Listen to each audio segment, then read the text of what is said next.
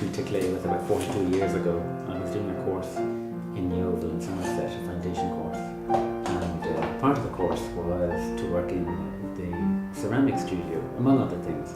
And on the first day I was handed a piece of clay and I squeezed it, and it was just a wonderful sensation, and it stayed squeezed. So I thought, this will do me. So it was, I suppose, love at first sight.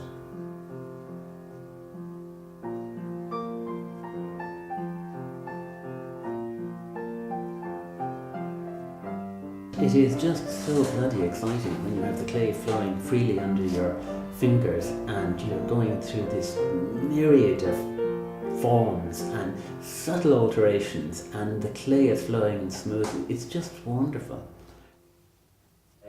I started off in England. I did I worked a year in one college and then 3 years in another college, and then I worked for a potter up in Derbyshire for a while, on and off. Then I came back and I worked for a potter in Dunleary for a while, and then I started teaching. I did start teaching the National College of Art, and I got a job in Dunleary School of Art, and then I started my own workshop, and I got very busy with that. But it's an ongoing process. I'm always doing workshops or learning. It's a continuous, very exciting kind of journey of discovery. I suppose ultimately what I try to do is I'm trying to pursue something that I perceive as being beautiful. Sometimes I try to make something that I would recognise as being mine, and that's quite a nice way of pushing myself outside the normal box. Yes, I think it's a balance between, I suppose, or my background, it's a balance between what's commercial, because I started off being, trying to be as commercial as possible, making a living out of it, so that I started off making targeted products for targeted markets. And obviously, as over the period of years that I've been working, the market has changed. It became a fashion-influenced, fashion-oriented product, so then you'd have to pay some attention to colours. Indeed, in fact, once I managed to get to New York on this event of potting. Twice I got there, and in one instance I went to the Colour Association of America, which was fascinating to understand the logic behind colours and colour trends. I can look at any one of these and I can say, this is page 158 and it's test number T1, so I can go to my book and refer to it and know immediately. And that's very important, because if you test something and you don't record it in a disciplined way, then you're absolutely cursing. I mean, I have examples of beautiful glazes that I can't repeat because I didn't record it well enough. Say this one, for example. There are two separate glazes here, and what you do is you just mix them proportionately, and you can do it really easily. This is a methodology developed by an Australian called Ian Curry, so he gets the credit. But basically you have two syringes, a teaspoon, a brush, and what you do is, in this instance, this is glaze A, so it's 10 drops of glaze A, so it's pure glaze A. This is 9 drops of glaze A, and if this is glaze B, it's 1 drop of glaze B, and then 8 to 2 and all the way down until you get 100% of glaze B. So you're getting, from 2 existing glazes, you're getting 9 options, and it's to do with the proportional mix. So you can take 2 glazes at work, and then if you want to choose something in this spectrum here, I want to mix this one up, well, I know it's 50-50, or it could be 60-40 or whatever, so you can extrapolate mixing the 2 recipes together. So it's really interesting. And then if you want to take it further, if you find you have 3 glazes here that you like, then you can do what's known as a triaxial blend, where you're mixing them proportionately, and you might get 21 different glazes out of it. Or if you do a bigger triaxial blend, it would be 64 different glazes. So, the permutations and combinations are absolutely endless.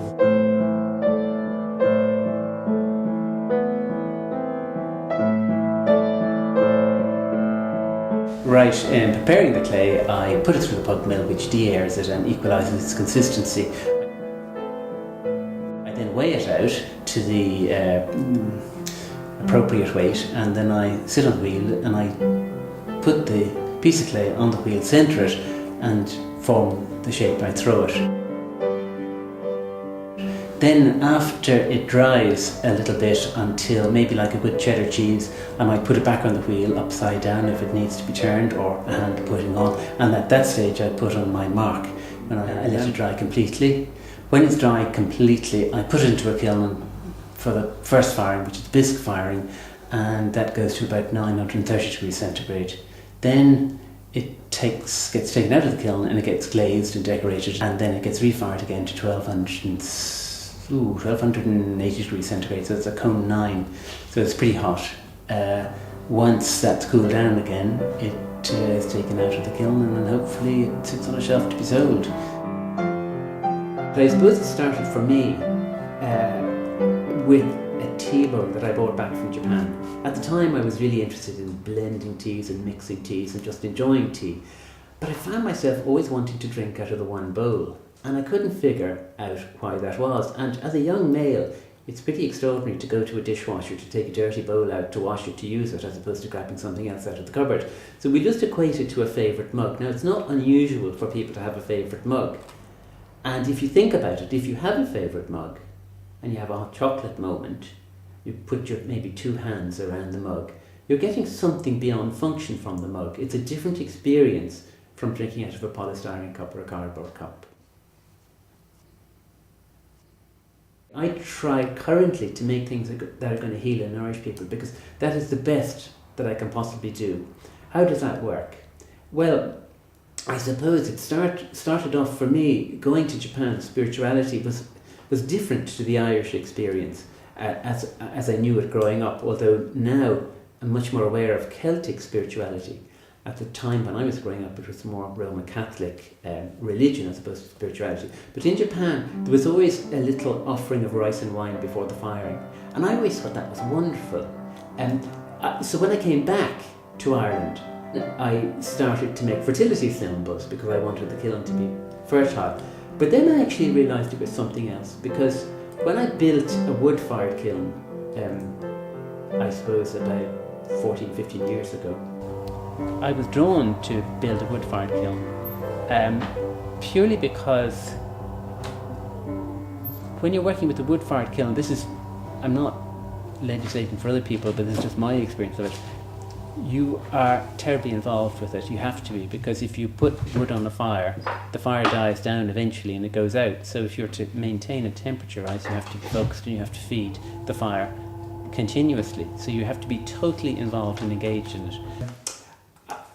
The fascinating thing about wood is that you work with the elements earth, air, fire and water, okay, and your own craftsmanship. And then there are influencing factors like the air pressure, wind direction, the type of wood you're burning, the way the flame travels through the kiln. So there's that other element which is beyond your control. Opening the kiln should be like Christmas, if you have a test in there. But if it's just, and this is the point of building the wood-fired kiln. I found myself firing gas and electricity, but I was doing it in a very formulaic way. So I'd work with a programmer, which is a real process of disconnection. So I would much rather be really connected to what I'm doing.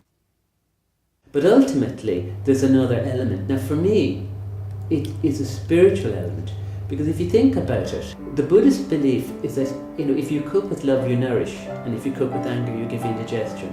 So I thought, can I apply that to working with clay?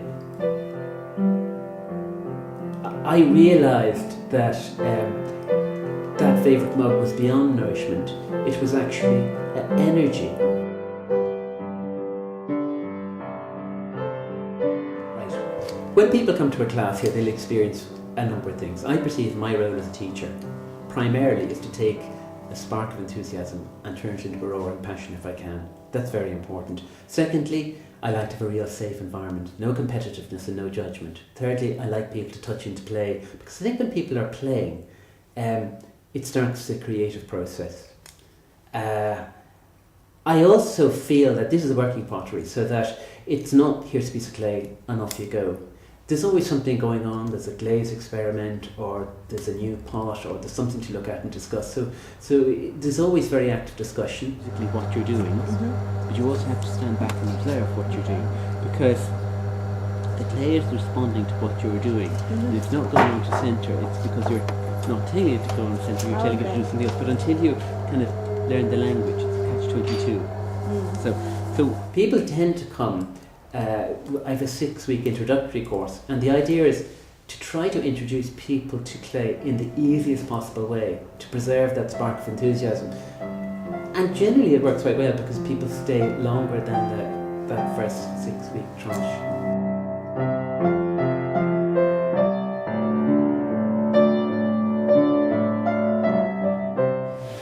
For Summit and Pottery, what I've been doing here for about nearly 3 years, I imagine.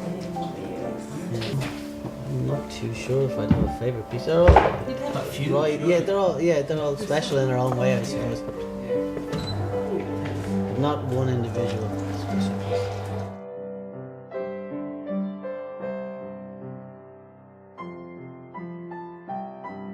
After you throw a pottery, the clay is still very wet and you can't do much with it. But after a day or two, it dries out. So it's more like butter out of the fridge, I suppose. So you can, if you remember the pot when I threw it, it was really soft. The clay is really malleable. But then after a couple of days, it dries up. So you can more like carving it, I suppose. So it's the second part of the process. The first part is throwing, and then the second part is sort of finishing up, getting ready for the firing. So I'm kind of maybe thinking about a handle or something like that.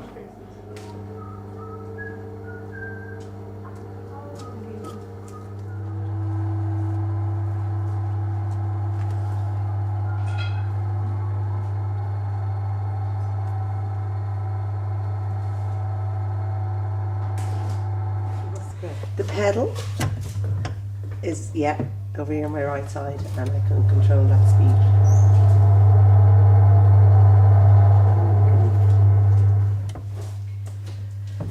And it'll stay there and I can do nothing and it'll just keep turning around. A little while ago it's true that if people come to a pottery class and immediately go to the wheel, they'll be put off it. You need to kind of play with the clay for quite a while before you.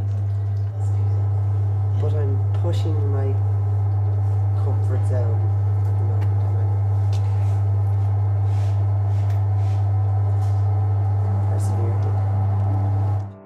I like things that my hands can go around. So I would have a number of bowls, because I would meditate with bowls as well. I enjoy being in their presence. And there are others that I would find energetically powerful and I would be influenced by. Energetically, I would feel it. So at one stage I would have sold all over the world. I mean, I sold in Australia and in Japan, a lot in America, Canada, Antigua, believe it or not. And funnily enough, I was invited to go over there just after Christmas to work in a workshop and do some healing workshops. So it's like visiting somewhere where my pots had been. And then different countries in Europe. So round and about. So in my life, I want as much joy as I can have, and I want as much fun as I can have. I would like to laugh, and I just surrender and trust and go with the flow. So I'm trying to live today. I'm not trying to live in the past, and I'm trying not to look too hard in the future.